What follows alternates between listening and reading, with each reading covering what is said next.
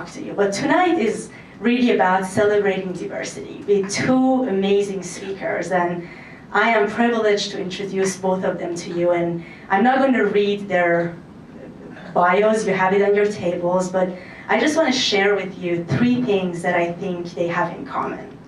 The first thing they have in common is they are both at the top of their fields. Chloe is an accomplished public policy attorney and has been recognized as one of the most powerful and influential women in California. She has led high-profile criminal cases and has served on many influential state agencies, and I don't remember all of them, but one of them that I remember is the Undersecretary of State and Consumer Services Agency. I met Chloe at an event, and a gentleman, after she gave her very humble introduction, a gentleman just yelled out and says, "Chloe just runs the state." And I think that just really captures it all. And Karen Korematsu, as many of you know, is the executive director of the Korematsu Institute, and she led the organization into instituting the Fred Korematsu Day of Civil Liberties and the Constitution, which is on January 30th every year. And Fred Korematsu is the first Asian American that has, in the nation, that has a day honored in his name. Karen, in addition to being a civil rights advocate, she's also a sought-after and phenomenal speaker.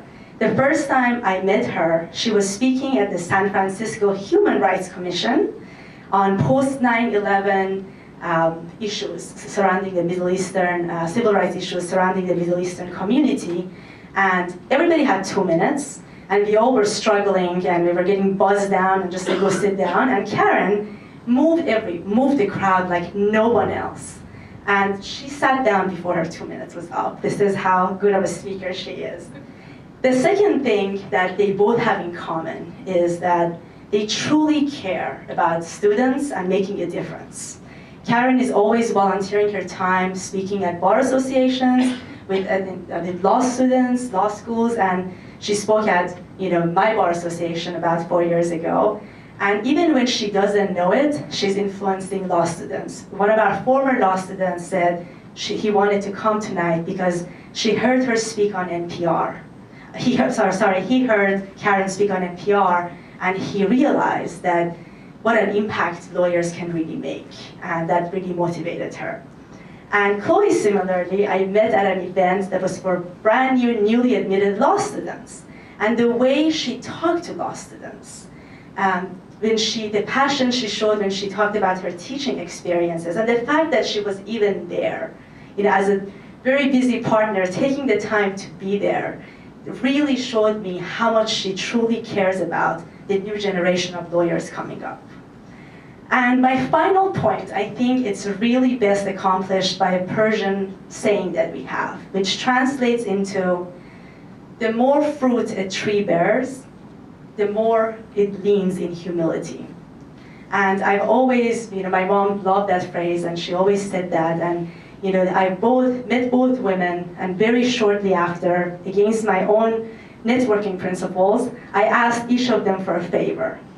And you're thinking the similarity of the stories, you're pushy, okay? That was not the point here, right? But I asked Chloe, soon after I met her, can you come and speak at this event? She called me from Sacramento. She was in Sacramento running the state, and she called little old me to ask me what Real Plus did, and showed so much enthusiasm about the event. Karen, similarly, I chased her down the corridor at Asian Law Caucus, asking her to speak at the Iranian American Bar Association event. Somebody said she's leaving the country, and I'm like, oh my God, I gotta ask her now. And I ran after her, and since then I've imposed on her so many times. But in none of our conversations and interactions, neither one of them has ever said, sorry, I need to go talk to this state senator, or I need to go talk to an assembly member. They've always been kind, helpful, supportive, motivating. And I know that for myself, I really feel honored to have had their support and their presence in my life. And I'm positive that after hearing them tonight, you will all be very touched by them as well. So without further ado, I'm going to give the stage to Chloe Hewlett.